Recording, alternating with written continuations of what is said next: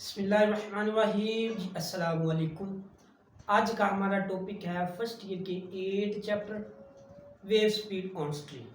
तो आज हम सीखेंगे कि वेव स्पीड ऑन स्ट्रिंग क्या होती है। ठीक है, तो हमने क्या कहा कि हम देखेंगे कि वेव स्पीड ऑन स्ट्रिंग क्या होती है, किस केस में, in case of transverse wave. तो हमने क्या पढ़ा, हमने पढ़ा कि हमारे पास प्रोग्रेसिव वेव क्या होती है कि दो तरह की हमारे पास प्रोग्रेसिव वेव होती हैं। एक को हम कहते हैं ट्रांसवर्स वेव, एक को हम कहते हैं लॉन्गिट्यूडनल वेव। तो ट्रांसवर्स वेव हमारे पास कौन सी वेव होती है? ट्रांसवर्स वेव हमारे पास एक ऐसी वेव होती है जिसमें पार्टिकल की ओसिलेशन परपेंडिकुलर होती है to the direction of the propagation of wave. यानी अगर हमारे पास क्या है जी, एक वेव है ऐसे ऐसे करके, वेव क्या कर रही है जी, वेव तो इस तरफ ट्रेवल कर रही है और वेव में भी आपका एनर्जी और मोमेंटम ट्रेवल हो रहा है। ठीक है, और इसमें जो पार्टिकल है वो ऐसे ऐसे ओसिलेट कर रहा है। यानी पार्टिकल ऐसे ऐसे ओसिलेट कर रहा है, वेव इस तरफ ट्रांसफर कर रही है। इसका मतलब दोनों के दरमियान एंगल क्या बना, 90 का बना। ये हमारे पास क्या आती है, ये ट्रांसवर्स वेव होती है। एक हमने पढ़ा था कि हमारे पास लॉन्गिट्यूडनल वेव होती है। तो लॉन्गिट्यूडनल वेव हमारे पास एक ऐसी वेव होती थी जिसमें आपका जो वेव है वो भी इस तरफ ट्रांसफर करे, ट्रेवल करे, और जो आपका पार्टिकल है वो भी इस तरफ ट्रेवल करे। यानी जिस तरफ वेव ट्रेवल करती है उस तरफ पार्टिकल ट्रेवल करता है, वो हमारे पास क्या होती थी, लॉन्गिट्यूडनल वेव होती थी। अब हमारे पास क्या है जी, हमने देखना है wave speed on string in case of transverse. तो सबसे पहले हम समझते हैं कि अगर हमारे पास एक हो जी लाइटर वेव, मान लीजिए कि हमारे पास क्या है जी, एक हमारे पास है जी लाइटर वेव, एक हमारे पास जी दूसरी किस्म की एक वेव है जिसे आप कह लें कि हायर ऑब्जेक्ट है। ये हमारे पास, ये आप कह रहे हैं कि उसकी निस्बत हमारे पास क्या है जी, थोड़ी सी आपके पास उसकी निस्बत ये हमारे पास क्या आती है, ये मोटी वेव होती है। ठीक है, ये हमारे पास क्या है, ये हमारे पास उसकी निस्बत क्या है, ये एक हमारे पास ग्रेटर ऑब्जेक्ट है, वो हमारे पास एक लाइटर ऑब्जेक्ट था। ये हमारे पास एक पतली वेव थी, ये हमारे पास एक मोटी वेव है। तो आपने क्या करना है जी, आपने इसको जरक देनी है। आपने जरक दी तो इसका मतलब क्या हुआ कि जो आपका एनर्जी और मोमेंटम है यहां से शुरू होगा, इस पॉइंट पर क्या करेगा, जल्दी पहुंच जाएगा। इस पॉइंट पर क्या करेगा, यहां से अगर शुरू होगा, आपने जरक दी, आपका एनर्जी और मोमेंटम यहां तक पहुंच गया। इसका मतलब इसको ट्रेवल करने में क्या लगा, कम देर लगी। लेकिन अगर इस केस में देखें तो आप देखेंगे कि जब आप इसको जरक देंगे, आपका एनर्जी और मोमेंटम यहां से लेकर यहां तक पहुंचने में ज्यादा टाइम लगेगा। इसकी निस्बत इसमें कम टाइम लगा, मान लीजिए 2 सेकंड लगे, तो इसमें क्या लगेंगे, इसमें 10 सेकंड लगेंगे, 10 सेकंड लगेंगे। ठीक है, तो इसका मतलब हमने यहाँ से क्या सीखा, हमने यहाँ से सीखा कि जो आपकी वेलोसिटी है वो क्या है, इनवर्सली प्रोपोर्शनली है किसके, मास के। जिसका मास ज्यादा है उसकी वेलोसिटी कम है, और जिसका मास कम है उसकी वेलोसिटी ज्यादा है। एक बात हमने क्या कर ली, यहाँ से सीख ली। एक बात हमने और सीखनी है, मान लीजिए कि आपके पास क्या है जी, एक स्ट्रिंग है। ठीक है, इन दो पॉइंट है हमारे पास, फिक्स पोर्ट है, फिक्स पोर्ट के दरमियान एक आपके पास स्ट्रिंग है। वो स्ट्रिंग क्या है, हाईली टेंशन है, तनी हुई स्ट्रिंग है। तो आप क्या करेंगे, जब यहाँ पर आप इसको मड़ा सा थोड़ा सा क्या करेंगे, इसको हिलाएंगे, तो क्या होगा कि ये यहाँ से लेकर यहाँ तक आपके पास क्या करेगी, एनर्जी और मोमेंटम जल्दी से ट्रांसफर करेगी। यानी आप क्या करेंगे, आप इस पर थोड़ा सा अपना हाथ रखेंगे तो वो क्या करेगी, टू जल्दी से यहाँ तक पहुंच जाएगी। जैसे आपने गिटार देखा होगा, वायोलिन देखा होगा, आप उस पर थोड़ा सा हाथ रखते हैं, वो क्या करती है, टू टा ऐसे करके क्या करती है, जल्दी वहां तक पहुंच जाती है। लेकिन अगर हमारे पास एक केस और देख लें कि यही हमारे पास क्या है, एक फिक्स पोर्ट है, और यहाँ तक हमने क्या किया, एक और वेव ले ली। लेकिन ये क्या कर ली वेव हमने, वो हमारे पास हाईली स्ट्रिंग थी, हाईली उसमें टेंशन थी। ये हमारे पास क्या है, ये इसमें लो टेंशन थी, यानी ये उसकी निस्बत क्या है, इसमें टेंशन कम है, ये तनी हुई थी, ये थोड़ी सी ढीली है। अब क्या करेंगे, अगर आप यहाँ पर इस पर फोर्स अप्लाई करें, इसको थोड़ा सा हिलाएं, तो आप देखेंगे एनर्जी और मोमेंटम ट्रांसवर्स करने में इसको यहाँ से यहाँ तक क्या लगेगा, ज्यादा वक्त लगेगा। ठीक है, इस पर आपने फोर्स अप्लाई की, जब आपने इसको थोड़ा सा हाथ लगाया तो क्या हुआ, ये काफी टा दवा जल्दी पहुंच गई। लेकिन जब आप इसको आप फोर्स अप्लाई करेंगे, ये क्या करेगी, ये ट्यूं, यानी इसमें थोड़ा सा वक्त ज्यादा लगेगा, इसमें वक्त कम लगेगा। इससे हमने क्या सीखा, इससे हमने सीखा कि आपकी वेलोसिटी किसके डायरेक्टली प्रोपोर्शनली है, टेंशन की। ठीक है, आपकी डायरेक्टली प्रोपोर्शनली किसके है, टेंशन की। ठीक है, यानी अगर तो आपकी टेंशन ज्यादा होगी तो वेलोसिटी ज्यादा होगी। ठीक है, अगर टेंशन कम होगी, ठीक है, तो वेलोसिटी भी आपकी कम होगी।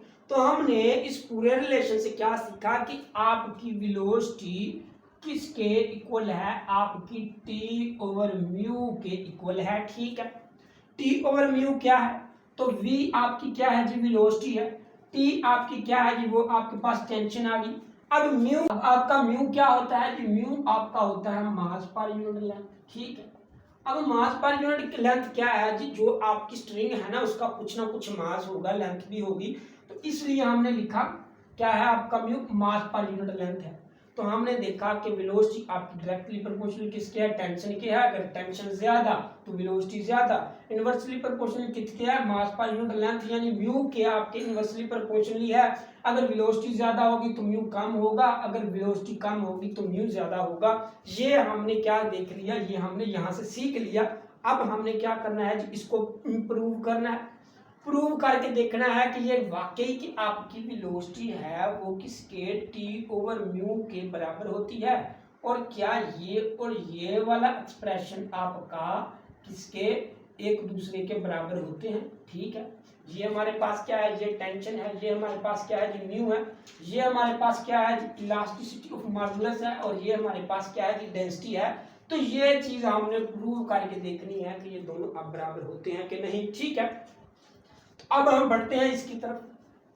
तो सबसे पहले हमने क्या करना है जी, सबसे पहले हमने ये देखना है कि वही आपके पास एक स्ट्रिंग होगी, आपने क्या करना है जी, उस स्ट्रिंग को आपने देनी है जर्क। ठीक है, मान लीजिए कि ये आपके पास एक स्ट्रिंग है। ठीक है, ये आपके पास क्या है जी, ये आपके पास एक स्ट्रिंग है, यहां से लेकर यहां तक उसने पॉइंट तक पहुंचना है, आपने उसको जर्क दी, वो कर दी, यहां से गई और यहां से लेकर यहां तक पहुंच गई, यानी ये आपके पास आगे आगे क्या करती जाएगी, ट्रैवल करती जाएगी। ठीक है, ये आपके पास आगे आगे ट्रैवल करेगी, तो हमने क्या करना है जी, हमने इसका एक छोटा सा लेंथ एलिमेंट लेना है। यानी मान लीजिए कि हमने क्या किया, यहां से एक छोटा सा लेंथ एलिमेंट डी एल निकाल लिया। ठीक है, ये हमारे पास क्या आ गया, एक छोटा सा लेंथ एलिमेंट आ गया, जिसका नाम हमने क्या रख दिया, डी एल रख दिया। अब हम इस लेंथ को यहां पर बड़ा करके दिखाएंगे। जो आपके पास एक लेंथ एलिमेंट था, हम इसको यहां पर ड्रा करते हैं। ठीक है, ये हमने क्या कर दिया, यहाँ पर इसको ड्रा कर दिया। मान लीजिए कि यहाँ पर इसका कोई ओरिजिन पर एक पॉइंट है, इसको इससे मिला दिया, इसको इससे मिला दिया, यानी ये आपके पास क्या आ गया, ये इसका रेडियस आ गया। अगर ये भी आर है तो ये भी आर है, दरमियान से क्या कर दिया जी, इसका कुछ ना कुछ हमने एंगल बना दिया। हमने कहा कि अगर आपके पास ये थीटा है, ठीक है, तो ये भी थीटा होगा। ठीक है, ये हमने क्या किया, एक रेडियस लेंथ एलिमेंट लिया, यहाँ पर छोटा सा था, यहाँ पर हमने ड्रा कर दिया, एक बड़ी सी पिक्चर बना ली। इसका मान लिया ये आपका रेडियस आर है, ये भी आपका रेडियस आर है, ये आपका एंगल थीटा है, तो ये भी आपका एंगल थीटा होगा, क्योंकि दोनों आपके क्या है, दोनों बराबर है। ठीक है, अब हमने ये क्या करना है जी, हमने ये करना है कि ये हमारे पास क्या है, कुछ स्टैंडर्ड की बुक बताती हैं, वो ये हमें कहती हैं कि आपने क्या करना है जी, इस स्ट्रिंग को देखना है वेव के फ्रेम ऑफ रेफरेंस। अब फ्रेम ऑफ रेफरेंस क्या होता है, तो फ्रेम ऑफ रेफरेंस दो तरह के होते हैं। फ्रेम ऑफ रेफरेंस ऐसी जगह होती है जहां पर हम क्या करते हैं, किसी भी चीज को खड़े होकर ऑब्जर्व कर सकते हैं। तो फ्रेम ऑफ रेफरेंस क्या होते हैं, दो तरह के होते हैं। मान लीजिए कि ये मैं यहाँ पर खड़ा हुआ हूँ, ये मेरा फ्रेम ऑफ रेफरेंस है। अगर मैं इस वेव को ऑब्जर्व करना चाहता हूँ बाहर से, तो ये internal outer frame of reference होगा।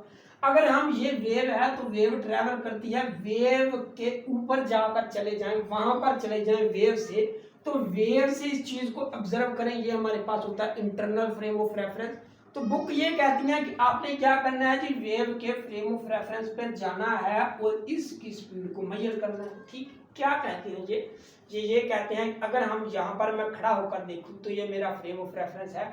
देखेंगे कि आपका क्या करेगी, जब आप इसको जर्क देंगे तो ऐसे ऐसे क्या करेगी, आपकी क्या करेगी, आपकी वेव क्या करेगी, वेव ट्रांसवर्स होगी, ट्रेवल करेगी, पार्टिकल ओसिलेट करेगा, वेव क्या होगी, ट्रांसवर्स करेगी। आप पूरी भी वेव ले सकते हैं, कोई बात नहीं, ठीक है, एक भी लूप ले सकते हैं। देखेंगे कि जब ये वेव यहाँ पर ट्रांसफर होगी तो इसका ये डी एल, जो एल लेंथ एलिमेंट है वो ये वाला होगा। अगर ये यहाँ पर होगी तो डी एल ये लेंथ एलिमेंट है ये वाला होगा, यानी जैसे जैसे आपकी वेव ट्रांसफर करेगी, ठीक है। तो क्या होगा जी, इस वेव की जो आपके पास स्पीड है वो इस तरफ होगी, ठीक है। वेव की स्पीड क्या होगी, इस तरफ होगी। क्या पार्टिकल की स्पीड भी इस तरफ होगी?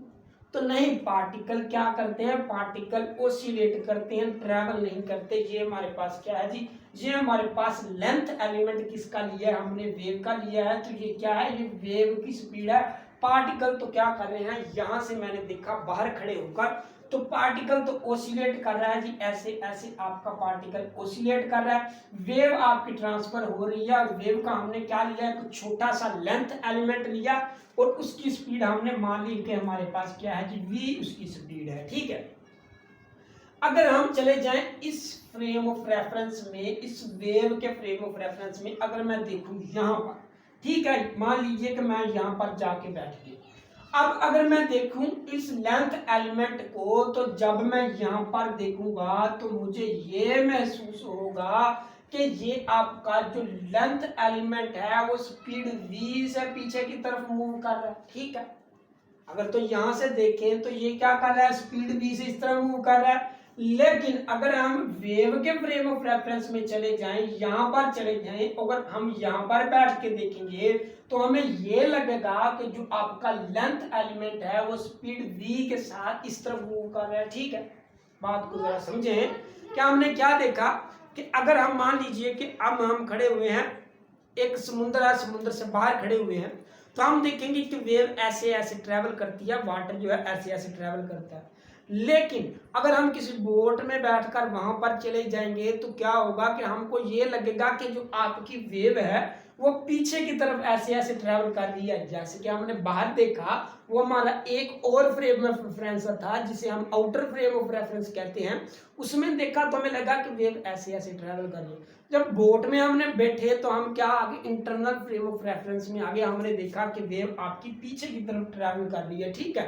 तो सेम केस यहाँ पर भी है। यहाँ पर चक्कर क्या होता है, यहाँ पर रिलेटिविटी का चक्कर होता है, ठीक है। वो हमने 5 चैप्टर में न्यूटन के जो थ्योरी पढ़ी थी उसमें रिलेटिविटी के बारे में मैंने बताया था, ठीक है।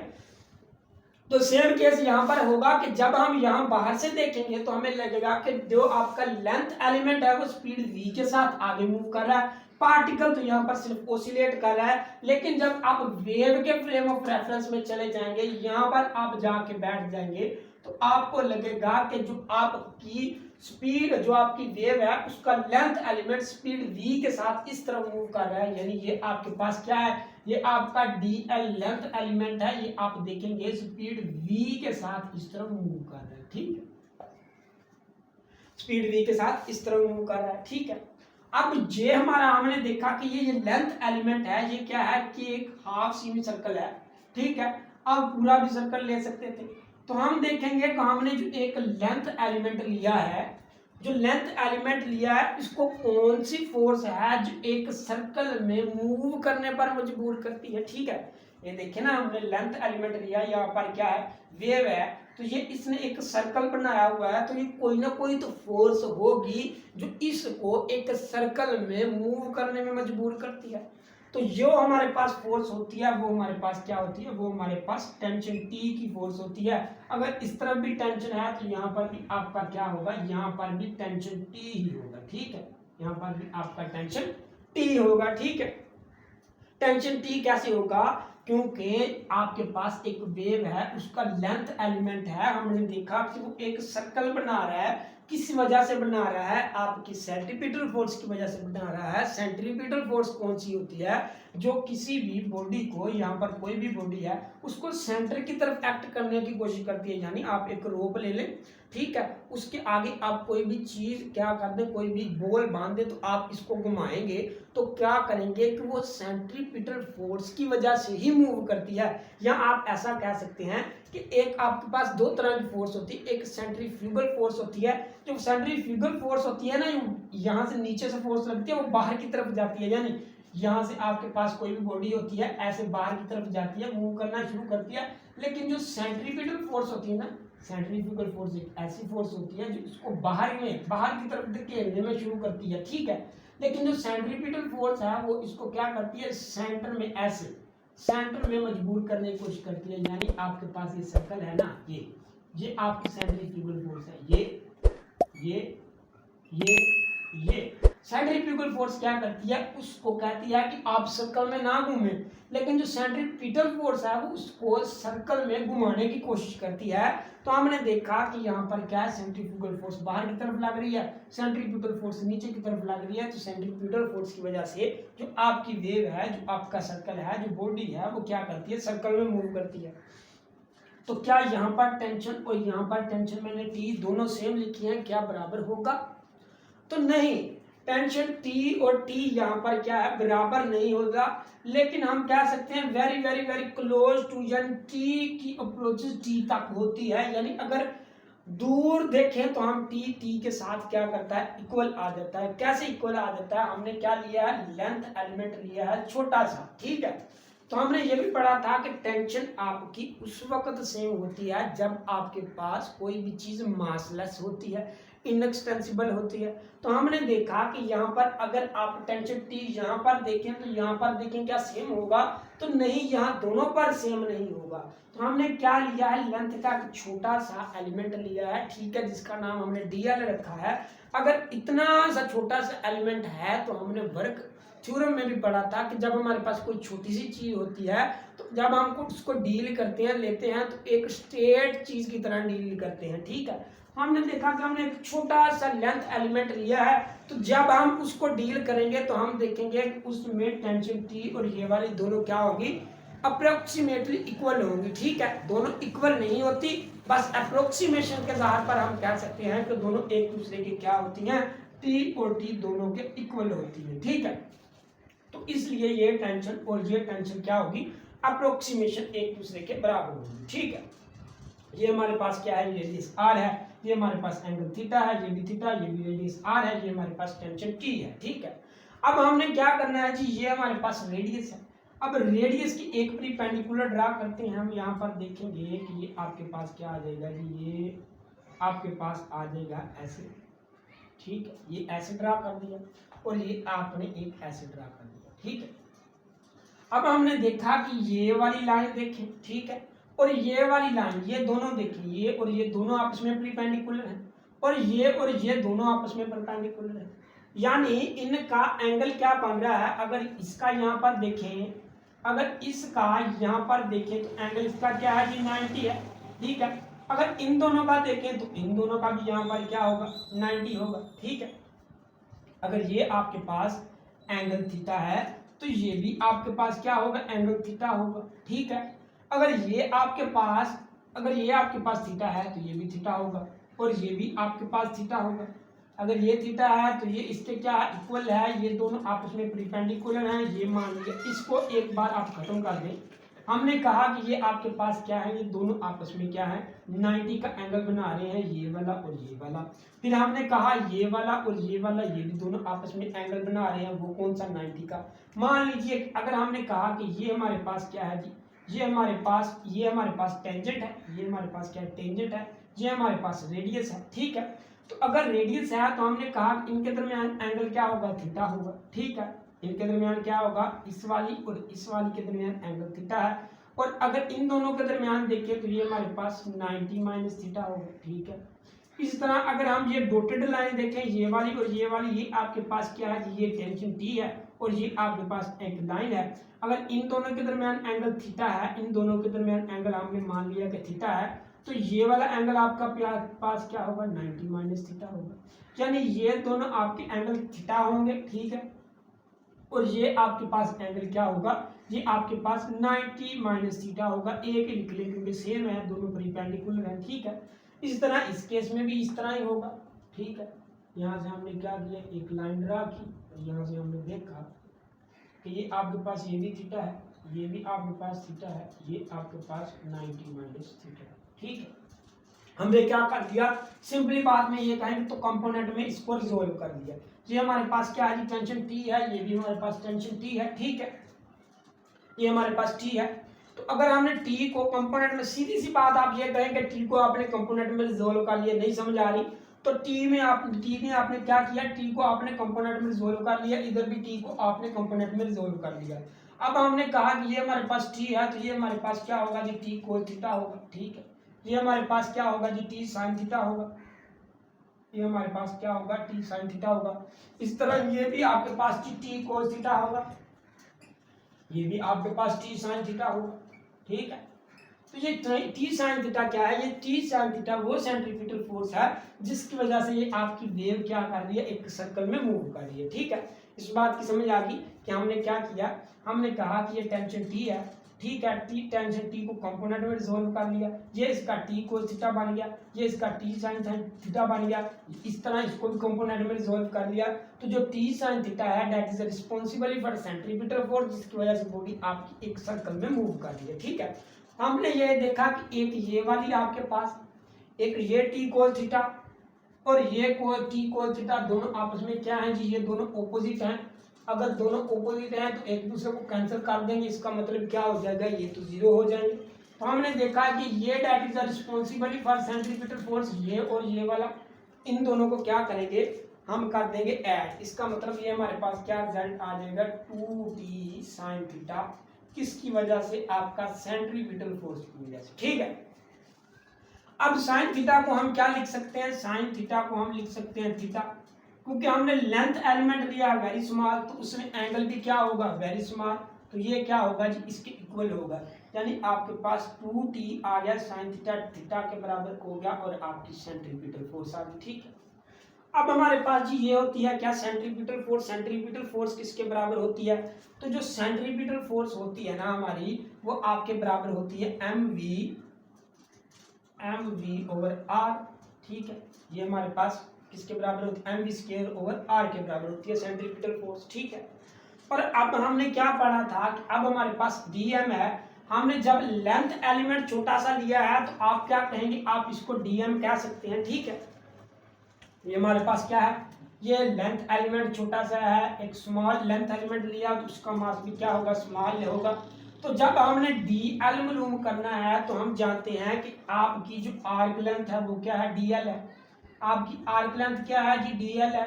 तो जो आपकी आर्क लेंथ होती है वो रेडियस इक्वल टू किसके बराबर होती है, एंगल की। ये बात याद रखना, रेडियस इक्वल टू एंगल के बराबर होती है। रेडियस आपका आर है, एंगल थीटा और 1 थीटा आपके पास क्या आ गया, 2 थीटा आ गया। यानी आपके पास dl क्या होगा, ये dl आपकी आर्क लेंथ होती है और आर्क लेंथ मालूम करने का ये तरीका होता है कि ये आपका रेडियस होता है, इसके पास आप मल्टीप्लाई कर दें थीटा, 1 थीटा और 2 थीटा, ये हमारे पास 2 थीटा आ गई, ये हमारे पास dl है। ठीक है, पर हम ये भी जानते हैं कि आपके पास म्यू क्या होता है, म्यू आपके पास मास पर यूनिट लेंथ होता है। हमने क्या लिया जी, हमने ली small change, small length element लिया, स्मॉल मास एलिमेंट लिया। तो आप मालूम करना चाहते हैं dm, तो हम क्या करेंगे, यहाँ पर म्यू लिख देंगे, dl लिख देंगे, ये आपके पास क्या आ गया जी, dm आ गया। ठीक है, म्यू लिख देंगे, dm चाहते हैं ना, यहाँ पर हमें क्या चाहिए, dm, हम क्या लिख देंगे, dm मालूम करना है। तो dl हमारे पास क्या है जी, dl हमारे पास r2 थीटा है, dl आपके पास क्या आ गया, r2 थीटा आ गया, साथ आपके पास आ गया dm आ गया। ठीक है, तो dm हमारे पास क्या आ गया, यहाँ पर आ गया, यहाँ पर इसकी वैल्यू को पुट कर दें।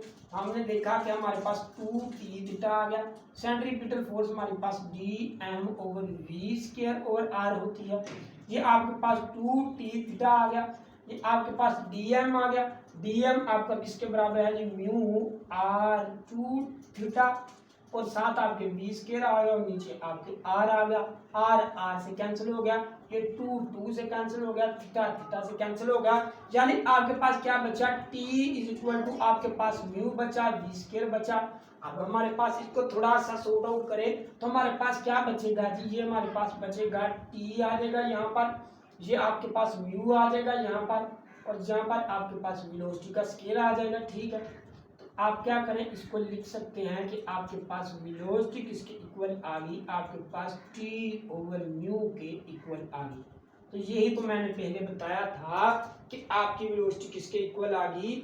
आपकी वेलोसिटी मैं ऊपर करके लिख देता हूँ यहाँ पर कि हमने देखा कि आपकी वेलोसिटी क्या आ गई, यहाँ पर हमने लिखा टी आपका म्यू वी स्केयर आ गया, टी यहाँ पर आ गया, म्यू आ गया, वी स्केयर आ गया। तो यहाँ पर हमने देखा T/μ इज इक्वल टू आपके पास v का स्केयर आ गया। ये हमारा एक्सप्रेशन आ गया। तो यही हमने क्या करना था, प्रूव करना था और आपको प्रूव कर दिखाया। तो हमने क्या देखा था कि हमारे पास जो वेलोसिटी है डायरेक्टली प्रोपोर्शनल टेंशन की होती है, इनवर्सली प्रोपोर्शनल म्यू की होती है। म्यू आपका क्या होता है, म्यू आपका मास पर यूनिट क्या होता है, लेंथ होता है, ठीक है। अब मैंने एक और एक्सप्रेशन भी लिखा था, वो भी दोबारा लिखते हैं यहाँ पर, तो देखते हैं क्या है इनमें सिमिलरिटी और कैसे दोनों इक्वल हैं एक दूसरे के, ठीक है। तो वो हमने क्या लिखा था, वो हमने लिखा था कि हमारे पास क्या था कि एक तो हमारे पास अभी अभी हमने निकाला कि आपके पास टी, आपके पास क्या आ गया, यहाँ पर आपके पास वेलोसिटी आ गई T/μ, और यहाँ पर आपके पास क्या आ गया, यहाँ पर आपके पास आ गई इलास्टिसिटी ऑफ मॉडुलस, और यहाँ पर आपके पास आ गई डेंसिटी, ठीक है। अब हमने देखना है कि ये, अब हमने ये देखा कि ये हमारे पास स्पीड है किसकी, ऑन स्ट्रिंग पर, वे स्पीड है ऑन स्ट्रिंग की in case of transverse wave. ये हमारे पास क्या है जी, ये हमारे पास है in case of transverse wave, ठीक है। और ये हमारे पास क्या होती है, ये हमारे पास स्पीड ऑफ साउंड होती है किसमें, in case of longitudinal wave,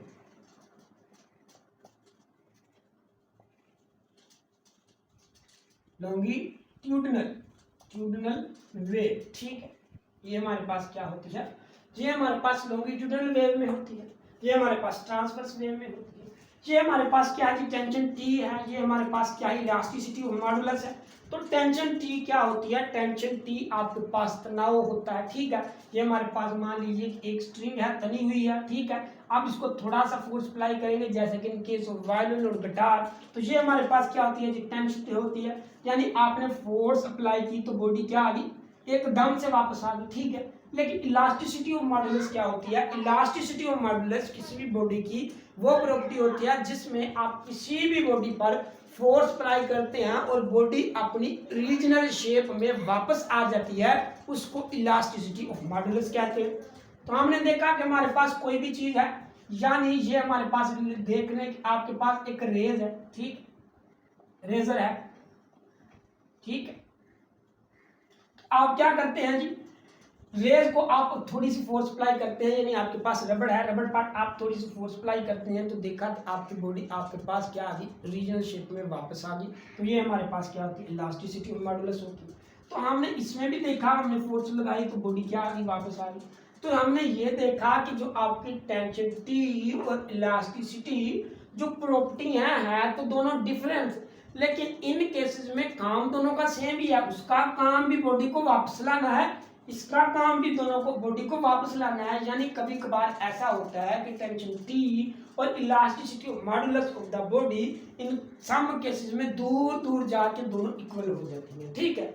अब ये हमारे पास क्या है, ये हमारे पास म्यू है। तो म्यू हमारे पास क्या होता है जी, म्यू हमारे पास लीनियर मास डेंसिटी होती है, वो हमारे पास होती है मास पर यूनिट लेंथ, ठीक है। और ये हमारे पास क्या होता है, ये हमारे पास होता है मास पर यूनिट वॉल्यूम, ये हमारे पास होती है density mass per unit volume, ठीक है। अब इन दोनों में क्या सिमिलरिटी है, तो ये हमारे पास क्या होती है जी, लीनियर मास डेंसिटी होती है मास पर यूनिट वॉल्यूम, ये हमारे पास होती है density mass per unit volume. ये हमारे पास लीनियर मास डेंसिटी है, ये हमारे पास वॉल्यूम डेंसिटी है, ठीक है। तो ये हमारे पास कब सेम होती हैं, है दोनों मुख्तलिफ, क्योंकि ये हमारे पास मास पर यूनिट किसकी होती है, लेंथ की होती है। यानी आपके पास कोई भी बॉडी है, कोई भी चीज है, मान लीजिए कि यहाँ पर आप स्ट्रिंग ही ले लें, ठीक है। यहाँ पर आप कोई भी एक स्ट्रिंग का पार्ट ले लें, तो ये हमारे पास क्या है जी, कहता है कि उसका कुछ ना कुछ मास होगा, उसकी कुछ ना कुछ यहाँ से लेकर यहाँ तक उसकी क्या होगी, लेंथ होगी। ये हमें ये बताता है, ठीक है, मास पर यूनिट लेंथ, ठीक है। यानी ये हमारे पास क्या है जी, लेंथ है, उसका मास कितना होगा, मास है तो उसकी लेंथ भी होगी, ठीक है। ये हमारे पास है जी मास पर यूनिट वॉल्यूम। मास तो ये भी बताता है, ठीक है। अब वॉल्यूम में कौन कौन सी चीजें होती हैं, तो वॉल्यूम में हम जानते हैं कि आपके पास होता है लेंथ होती है, विड्थ होती है और हाइट होती है, ठीक है। यानी इन केस लेंथ इसमें भी आती है और लेंथ इसमें भी आती है, ठीक है। तो हमने देखा ये हमारे पास मास पर यूनिट लेंथ होती है, ये हमारे पास मास पर यूनिट वॉल्यूम होता है। तो ये सेम कब होंगी, very very approach equal to कब होंगी, जब आपके पास ये वाली जो लेंथ है या आपके पास कोई भी रॉड हो, जब उसका क्रॉस सेक्शन एरिया और उसका डायामीटर सेम होगा, तो ये दोनों प्रॉपर्टी एक दूसरे के इक्वल होंगी। या आप इस तरह कह सकते हैं कि जब आपके पास यूनिफॉर्म लीनियर मास डेंसिटी होगी तो तब दोनों आपके पास इक्वल होगी। एक बार मैं फिर बताता हूं कि दो केसेस हैं हमारे पास कि अगर हमारे पास आपके पास यूनिफॉर्म लीनियर मास डेंसिटी हो तब ये दोनों प्रॉपर्टी सेम होंगी, हम कहेंगे कि ये दोनों प्रॉपर्टी बराबर हैं। एक केस और है, वो केस कौन सा, जब आपके पास क्रॉस सेक्शन एरिया स्ट्रिंग का और रेडियस दोनों बराबर होगा, तब हम कहेंगे कि ये दोनों प्रॉपर्टी क्या हैं, बराबर हैं, ठीक है। तो हमारे पास क्रॉस सेक्शन एरिया और रेडियस कैसे आएगा, तो ये देख लें कि ये हमारे पास, मान लीजिए कि ये हमारे पास स्ट्रिंग है, स्ट्रिंग को थोड़ा सा ऐसे करके दिखाते हैं कि ये हमारे पास स्ट्रिंग है, ठीक है। तो इसका रेडियस होगा यहाँ से लेकर यहाँ से, मान लीजिए इसका रेडियस है। डायामीटर मैंने कहा, तो डायामीटर आपका रेडियस, डायमीटर दोनों करना है तो रेडियस को 2 से डिवाइड कर दें, आपका डायामीटर आ जाएगा। अब इसका एरिया में करना है तो पाई आर स्क्वायर लगा दो, आपके पास एरिया आ जाएगा, ठीक है। तो जब आपका diameter cross section area same होगा तब आपके पास ये दोनों चीजें सेम होगी आपके पास, यानी यूनिफॉर्म लीनियर मास डेंसिटी होगी, तो आपके पास मास पर यूनिट वॉल्यूम यानी वॉल्यूम मास डेंसिटी आपके पास क्या होगी, सेम होगी, ठीक है। तो ये हमने कहा कि ये दोनों चीजें क्या हैं, ये दोनों चीजें डिफरेंस है। ये हमारे पास क्या होती है, इनकी ट्रांसवर्स वेव में होती है, ये हमारे पास लॉन्गिट्यूडनल वेव होती है इन साउंड में। तो हमने देखा कि ये हमारे पास टेंशन टी और इलास्टिसिटी ऑफ मॉडुलस देखा, तो हमने देखा कि ये दूर दूर जाके दोनों चीजें दोनों इक्वल ही होती हैं, कहाँ दोनों का डिफरेंस होता है। हमने देखा कि हमारे पास लीनियर मास डेंसिटी होती है, ये हमारे पास मास पर यूनिट वॉल्यूम होता है, तो ये दोनों सेम कब होती हैं वो भी मैंने बता दिया है कि ये सेम उस वक्त होती हैं, ठीक है। तो हमने देखा कि अब हमने क्या कर लिया, वेव स्पीड ऑन स्ट्रिंग में ये फार्मूला ड्राइव किया, लेकिन जो आपकी बुक में है वो ये फार्मूला इस्तेमाल कर रहे हैं। क्यों इस्तेमाल कर रहे हैं, क्योंकि ये ट्रांसवर्स वेव का है, ये लॉन्गिट्यूडनल वेव का है। इससे ट्रांसवर्स वेव को क्या होता है कि ये आपके पास जो लॉन्गिट्यूडनल वेव है ये आपके पास एक मैकेनिकल वेव है, ये आपके पास मैकेनिकल वेव की टाइप है, इसको क्या होती है, मीडियम की जरूरत होती है। ये नॉन क्या था, मैकेनिकल है, इसको मीडियम की जरूरत नहीं होती, ठीक है। तो इस फार्मूले को अब हम इस्तेमाल करेंगे, ये मैंने बताना था कि कैसे हम इसको प्रूव करते हैं, ये कैसे हम अखज किया, किस तरह प्रूव किया, वो सब हमने आपको प्रूव कर दिखाया। उम्मीद है आपको समझ आ गई होगी। अगर आपको किसी किस्म की भी आपको कंफ्यूजन है तो कमेंट सेक्शन में कमेंट कर सकते हैं। अल्लाह हाफिज।